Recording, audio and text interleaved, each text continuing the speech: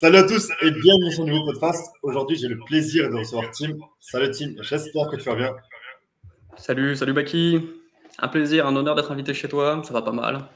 Merci d'avoir accepté. Ça va les vacances? Tranquille, tranquille. Après un petit tour dans le sud. Là, on est dans l'Airbnb. C'est pour ça que l'installation, elle est pas ouf. Mais on profite, on profite. On taffe quand même, attention. Et là, du coup, ça tape dans quoi exactement pour l'instant? Attends, excuse-moi, tu peux répéter? Je t'ai dit, ouais, ça tape dans quoi pour l'instant? Alors, moi, de base, j'étais copywriter. Et en fait, il y a trop de copywriters sur Twitter. Donc là, Team Carnivore, c'est parce que j'ai switché de niche. En fait, le régime carnivore, c'est un truc que j'avais testé à titre personnel. J'avais poncé des livres de médecins et tout. Et j'avais testé, j'avais perdu pas mal de poids, j'avais pris pas mal de muscles, j'avais pas mal amélioré ma santé, tout ça, tout ça. Et j'ai même converti plusieurs potes. Même Alex Calen, je sais pas si tu vois Ouais. sur Twitter. Bon, bah lui, Mhm. j'en ai pas mal parlé, il l'a testé aussi. Même sans trop faire de sport, il a perdu 8 kilos et en respectant. Des fois, il m'envoyait des photos de pot de Nutella, on va pas se mentir. Mais, mais grosso modo, il a fait du carnivore et très rapidement, il a perdu 8 kilos et tout. Enfin, c'est assez ouf. Les témoignages que je lis sur Internet sont assez ouf. Et donc, je me suis dit, vas-y, le copywriting, c'est saturé. J'ai pas envie de me surnicher pour réussir à le vendre. Je vais prendre une niche qui est un peu connue aux États-Unis, pas encore connue en France. Je vais prendre la tendance avant tout le monde. Et puis en plus, c'est un sujet qui m'intéresse de fou. Je l'ai expérimenté sur mon corps, donc ça part en régime carnivore. Mhm. Mais Donc justement, comment voilà. est-ce que tu t'es lancé dans ce nouveau projet? Bah, Pourquoi tu pas resté dans la partie copywriting et te propulser? bah, si tu veux, moi je te dis, j'avais lancé un Twitter copywriting et il était mort. Donc plutôt que de reprendre de zéro, je l'ai repris, j'ai modifié le nom et j'ai fait des nouveaux posts, quoi. Parce que j'avais 350 abonnés, un truc comme ça. Bon, c'est pas beaucoup, mais c'est pas rien non plus, quoi, parce que les premiers, ils sont assez durs à avoir. Et cette idée, elle m'est venue du Minimum Viable Guru, le concept de Tougan, qui disait que bon, bah voilà, t'as tes compétences dans le Web 2, dans l'infoproduit, tout ça. Maintenant, il faut aussi une audience, parce que ça, c'est antifragile, c'est résilient au moins. Antifragile, je sais pas, mais c'est au moins résilient, c'est-à-dire que les gens, tu peux avoir leur contact direct. Et voilà, et quand des gens sont fans de toi, enfin, ils t'aiment bien, ils aiment ce que tu proposes, et bah, tu les perds pas. Et tu peux difficilement te faire censurer, il suffit que tu migres de plateforme, des trucs comme ça.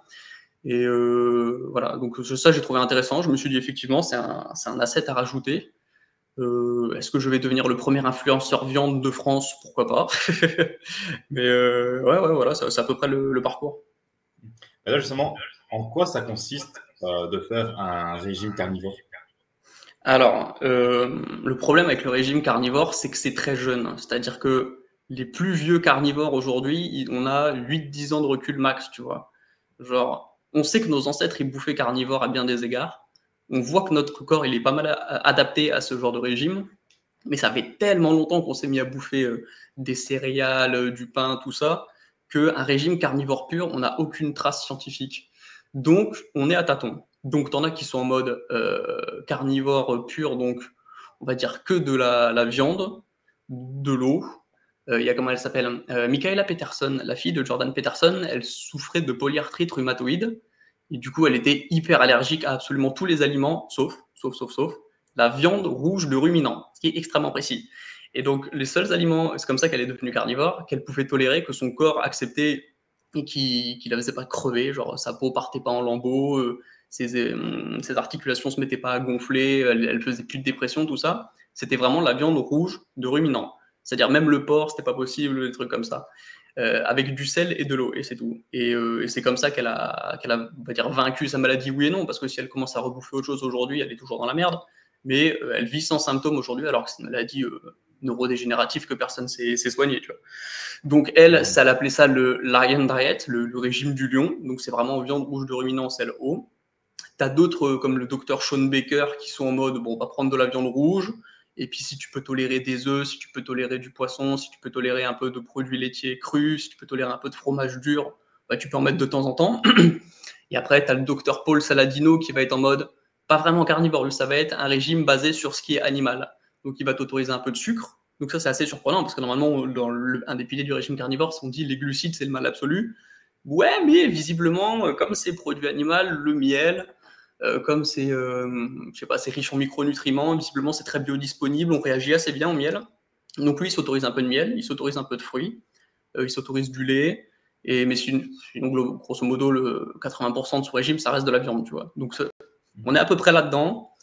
Et après, sinon, moi, ce que je conseille pour pas être perdu, vraiment, comme on vient tous d'un régime, on va dire, moderne, normal, plus ou moins équilibré, ce que je conseille, c'est commencer par 3 semaines de diète avec un petit régime de transition, mais au moins 3 semaines de viande stricte, quoi. Vraiment rien d'autre.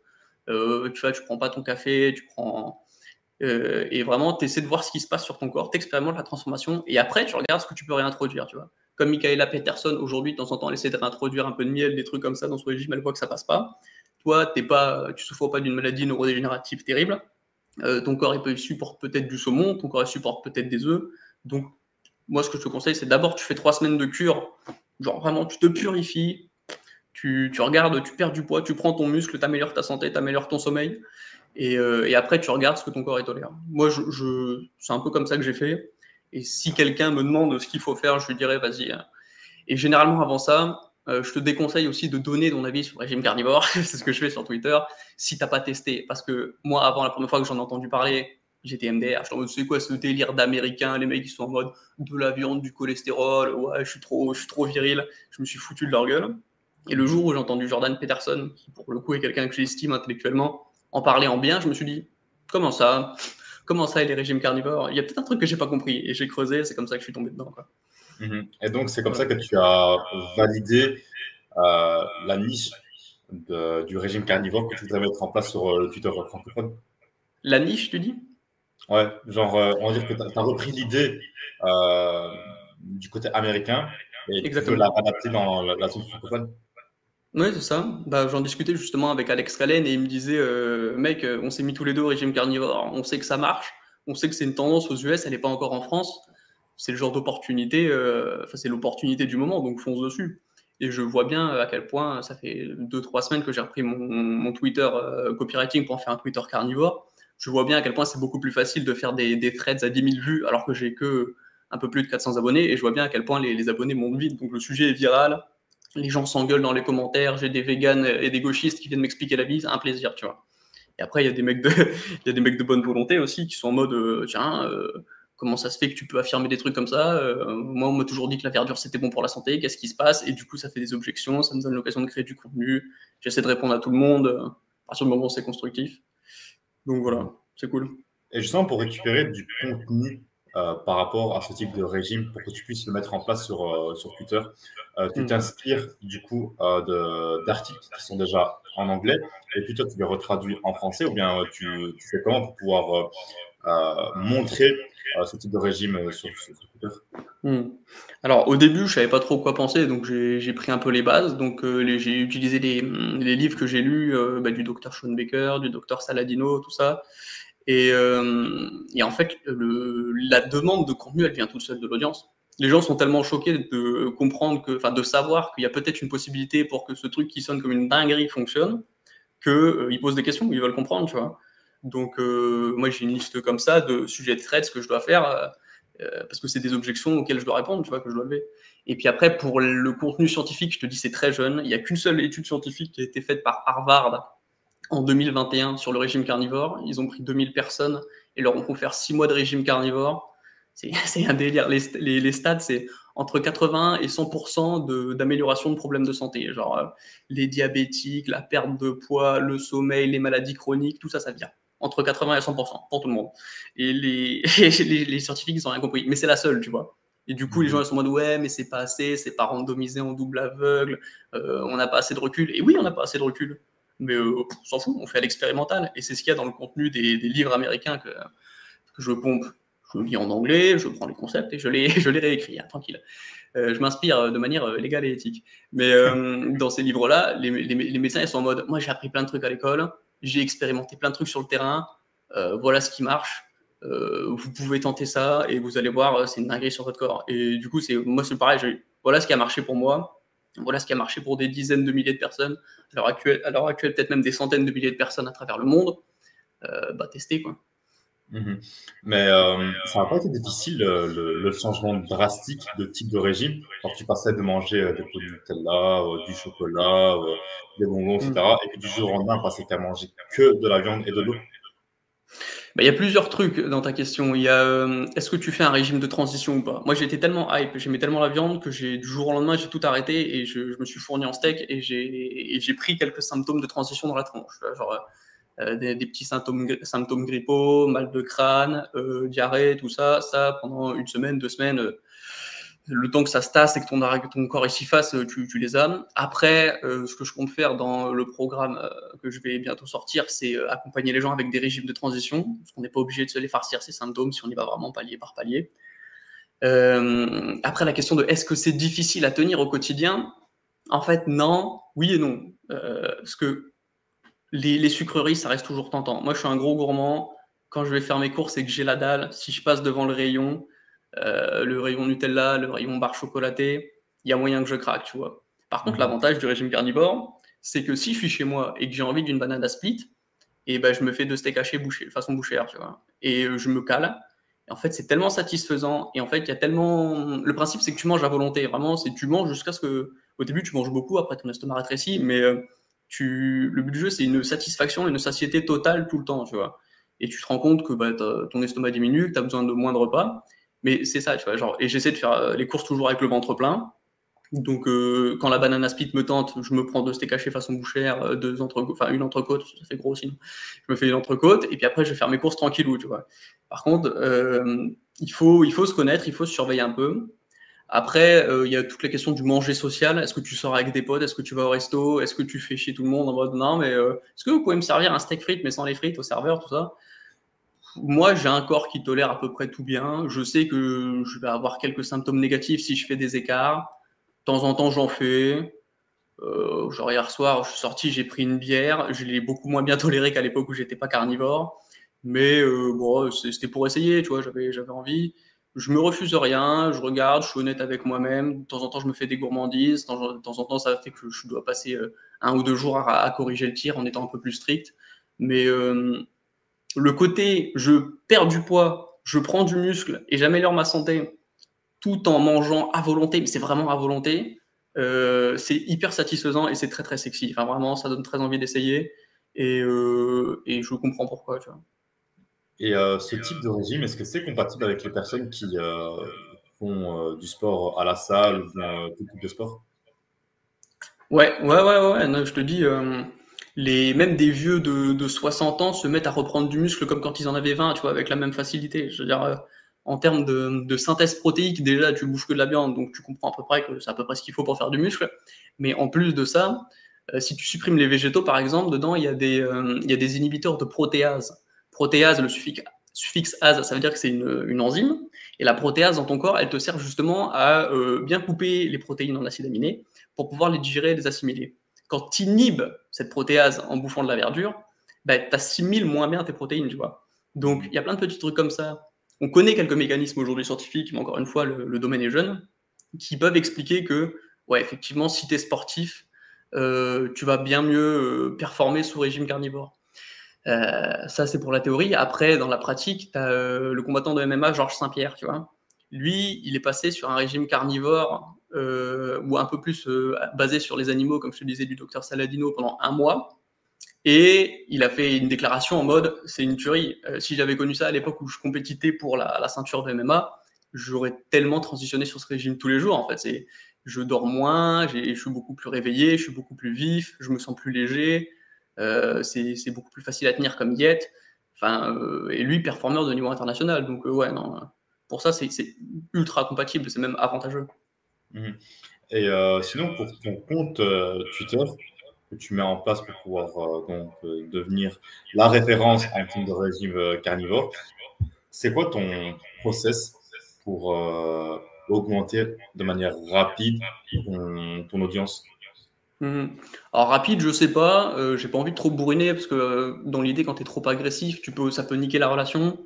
Moi, dans l'idée, je veux faire un truc qui me correspond. Bon, comme je suis copywriter, quand même, j'essaie d'avoir des bonnes accroches et de mettre un peu les formes. Mais dans l'idée, ma strat, j'ai pris une strat bourrin. On m'a dit, un tweet par jour, au moins 4 threads par semaine, être actif dans des groupes de soutien, et puis de temps en temps, si tu as à la fois répondre aux gens et montrer que tu existes sur d'autres comptes à côté qui te plaisent.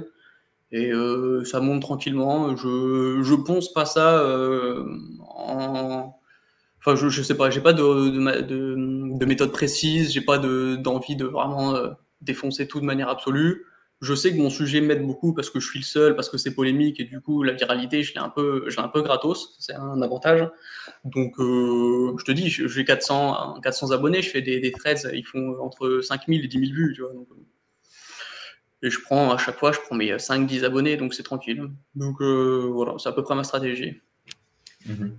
Et sinon, à part ça, est-ce que tu as d'autres projets en place ou donc tu ne penses qu'à ça? Ben, je suis toujours copywriter pour des gros clients stables à l'heure actuelle. Donc voilà, je copyright un peu sur un blog SEO sur l'optimisation fiscale et la finance.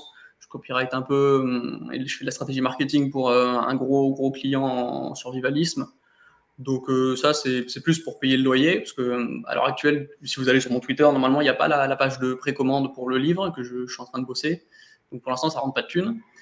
Voilà, j'ai ça, j'ai mon activité de copywriter, et puis je fais un petit peu d'investissement à titre personnel sur des cryptos et des actions, mais c'est pas de business, quoi. Mhm.